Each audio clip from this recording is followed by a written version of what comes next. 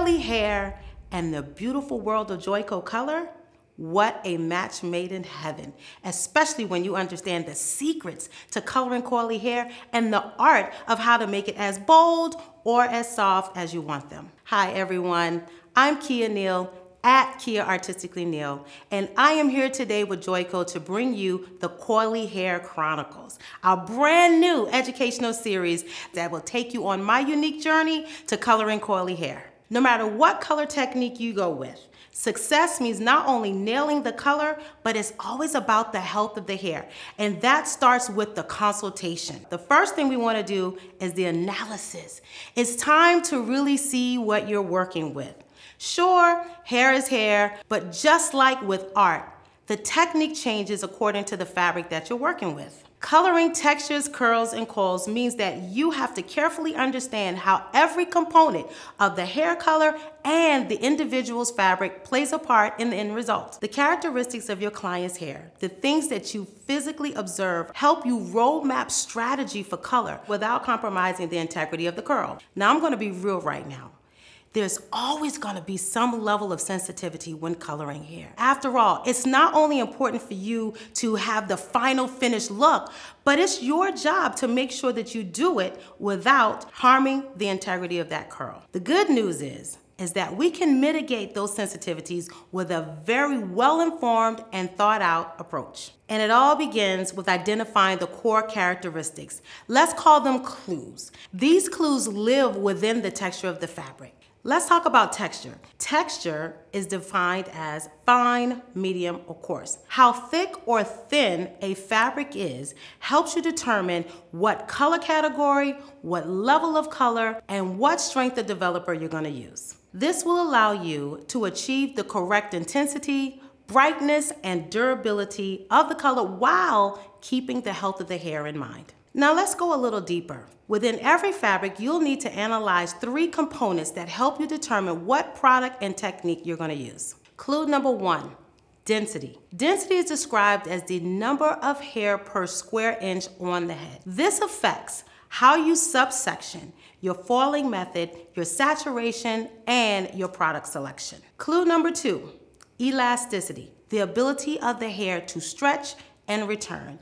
Weak and fragile hair may be an indication of dehydration and a need for moisture, or it may be a sign for a pre-treat of protein. To improve the tensile strength of that hair, we're going to use Joico's healthy hair technology, but I'm going to talk a little bit more about that in a minute. Clue number 3 is porosity. Now this is really important because this is the ability of the hair to absorb and maintain moisture, but also, like I like to say, it's the physical condition of the cuticular layer.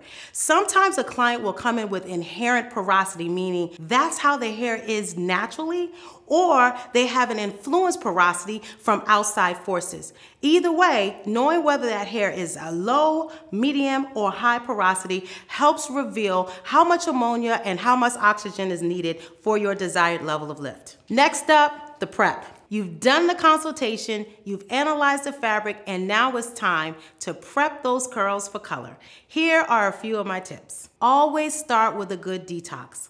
Clients with curlier hair typically use more product and shampoo less frequently, and that combo can lead to buildup. To get the highest and cleanest lift possible, having a cleansed canvas is essential. So before you begin any step of the color process, always shampoo your client's hair with Joico's Clarifying Shampoo. Joico's Clarifying Shampoo is designed to detoxify any hard water, mineral, or chlorine buildup, leaving that fabric with a pristine palette for your coloring process. A nourishing pre-treatment is a must. I start every coloring service with Joico's Defy Damage Pro Series 1. Depending on the client's condition, it may be necessary to take things a little bit further with an additional targeted approach. Treating the hair before, during, and after are super important. But understanding that there is this balance that you must maintain between moisture and protein. And sometimes the symptoms show up much more severe than you thought, and you have to forego the color service and treat that symptom accordingly. If the analysis determines that the hair is dehydrated, your go-to product is going to be Joico's Moisture Recovery Balm or K-Pack Intense Hydrator. If there's a lack of protein, your go-to is going to be the K-Pack Reconstructor for the win. Setting the hair, decide up front. Should you color the hair straight or should you color the hair curly? That's a good question. Here's how you'll know. If the person predominantly wears their hair curly, then you want to set the hair clean and naturally in their curl pattern. If the client wears their hair predominantly straight, then a light blow dry and a stretch will be the key. Find the area of impact. Curl patterns and length affect where the money piece lives. Curlier hair tends to grow up and out, whereas longer hair and wavier hair grows downward.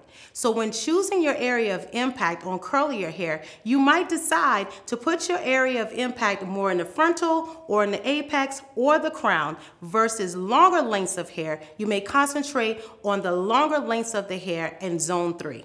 And now it's time for the truly exciting part, the color. Whether your client wants to subtly whisper, talk, or scream, we've got the technique for you. Join us on this exciting journey of coloring coily hair. Be sure to check out the rest of this series at On Demand Education on Joico.com.